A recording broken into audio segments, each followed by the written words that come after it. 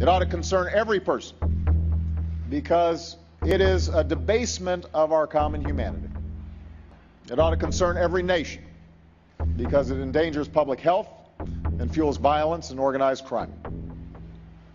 I'm talking about the injustice, the outrage of human trafficking, which must be called by its true name, modern slavery.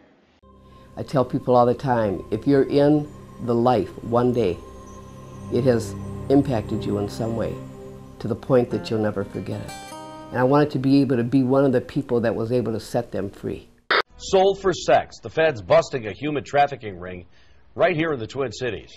There are parents that had young daughters as young as 12 years old that were trafficked, and I don't want to lose sight of that. 4 girls in all, ages 12, 13, 14, and 16, identified as Jane Does, taken to apartments in Minneapolis, in St. Paul, a hotel in Richfield, and forced to have sex. Fear, intimidation, threats of violence, acts of violence. That's the reasons why some of these individuals stay involved with this. And I was raped repeatedly and held captive for 24 hours. I had cigarettes put out on me. I was stabbed with a knife. Each one of the guys had their way with me. The girls out here don't want to be out here.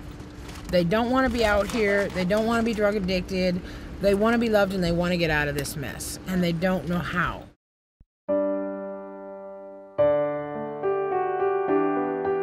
So I like to think that we're a one-stop shop here.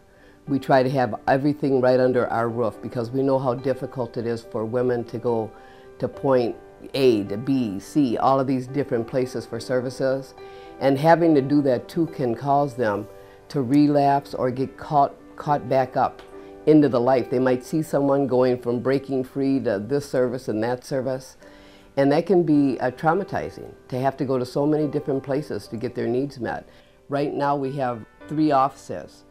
Our main office is in St. Paul. We have a satellite office over at Resource Recovery Center in Minneapolis. It's a drug treatment center. And then we have another satellite office in Rochester, Minnesota, where our office is located in the probation office. Last year, Breaking Free worked with 466 women and girls. And out of that number, 58 were under the age of 18 years old. So we're seeing the numbers of young girls rise. And that is one area that we would hope to expand. These are youth from 16 to 18 that can stay in our efficiency apartments that we have. Their needs are greater than that of women because they are children. We provide culturally specific services as well because about 60% of the women and girls that we work with are African American women. But we know that prostitution is no respecter of person. So we have African American women here, we have white women here, we have Asian, Native women here. Prostitution impacts them all in the same way. It's the same thing. I understood from the program that I worked for prior to Breaking Free, they did not have housing. And what happened was the life just became a vicious cycle. They were coming in to the program for services, they were getting Band-Aids put on, but because there was no place for them to stay, to lay their head, it just kept on, the behavior just kept being repeated because they had nowhere to go. Because in our transitional housing program, women can stay there for up to 2 years. And the women that stay in transitional are the ones who have been in the life for at least 5 years. They need intensive case management services. They need someone to be with them almost on a daily basis. We have 3 programs. And one is in Eden Prairie, Minnesota, and the other one is in South Minneapolis, and then we have one right here in St. Paul. Our goal is that after 2 years, that they will be then able to transition into permanent housing. Once a woman gets into permanent housing, you could say then she's on her way to self-sufficiency. HUD has given us additional money to expand our housing program. So we had 12 units we started with, then we went into 18 units when HUD took it over, and then just within the last year, HUD allowed us to get an additional 18 units, which now we have 36 units of permanent housing for women and girls. We do have a waiting list. The waiting list is about 60 women right now. Now, Breaking Free is a survivor-led program. We want survivors here for a reason. What gives them hope is when they come here and they see another woman that they might have known out on the streets or met in jail or what have you, when they see that she's sober and now she's working a job and she's doing something, it empowers them to know that, hey, this can be me. Another heart of Breaking Free is our Life Skills Education Center. This is for any woman that comes into Breaking Free. In the Life Skills Education Center, they're working on their GED, resume writing skills, mock interviews on what do you need to say when you go out to an interview. Many of the women have never ever worked a real job in their life. We do work very closely with the courts and in the courts.